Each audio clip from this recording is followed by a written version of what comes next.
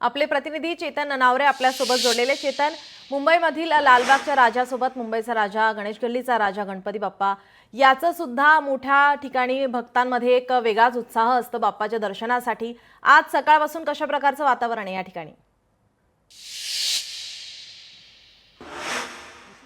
एक बात नमूद करू इच्छितो की लालबाग म्हटलं की पहिला गणपती येतो, पहिला मान जो येतो तो लालबाग सार्वजनिक गणेशोत्सव मंडळ गणेश गल्लीला अर्थात मुंबईच्या राजाला।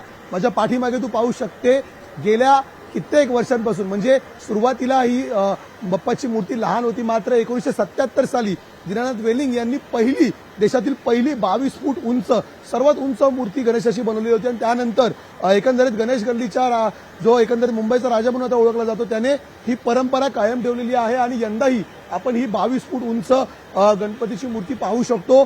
आणि एकंदरीत मुंबईचा राजासोबतच जे दुसरं नाव पडतं ते म्हणजे 22 फूट वाले राजा की जय म्हणून।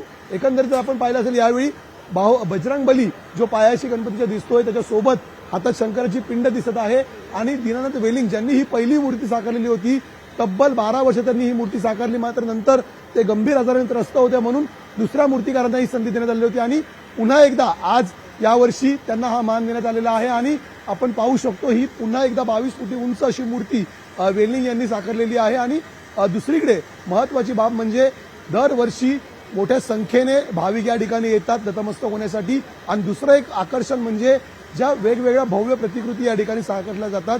यावेळी सुद्धा आपण पाहत आहोत रामनाथ स्वामींचं मंदिर या ठिकाणी साकारण्यात आलेलं आहे आणि सजावट जर पाहिली असेल आकर्षक अशी, निश्चितपणे कुठल्याही भाविकाला आपल्या मोबाईल फोनमध्ये आणि आपल्या डोळ्यांमध्ये ही जी दृश्य आहेत ती कैद केल्याशिवाय चैन पडत नाही आणि म्हणूनच मुंबईच्या राजाचं एक वेगळं वैशिष्ट्य लालबाग आणि मुंबईमध्येच नव्हे तर जी